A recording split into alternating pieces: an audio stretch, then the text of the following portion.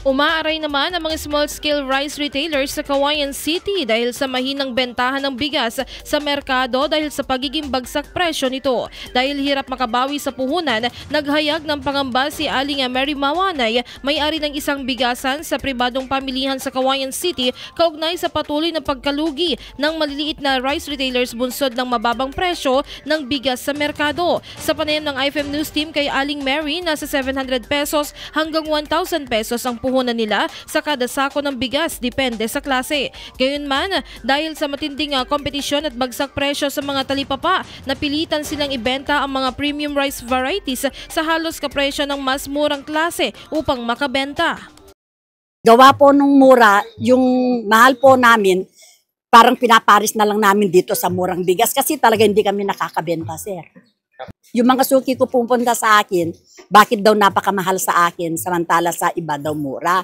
Sabi ko naman, ang paliwanag ko naman, sir, kasi yung presyo nila yung sa ngayon talagang mura, kami nakainta kami ng mahal kako.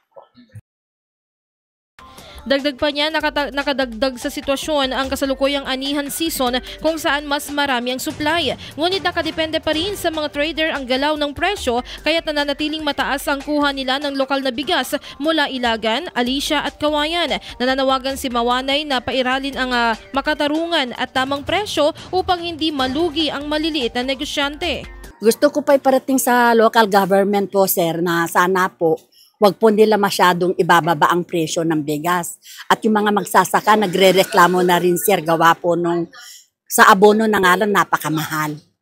Saka yung pagod po nila, sir, tanghaling tapat nasa bukid na sila. Kaya kung pwede po, sir, yung tama lang na presyo, sir, sana naman ang mangyayari.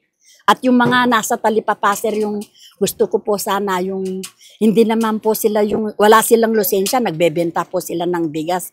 Gawa nga nun napakamura po ang bigas, sir. Lahat po kami, sir, dito nagre-reklamo. Tuwing pumupunta ang DNA dito kasi araw-araw sila nagkukuhan, tinitingnan yung mga presyo namin. Bakit daw yung presyo namin napakataas? Sabi ko naman kako, kasi yung kuha namin mataas.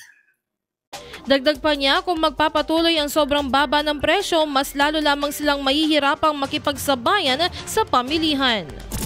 IFM News.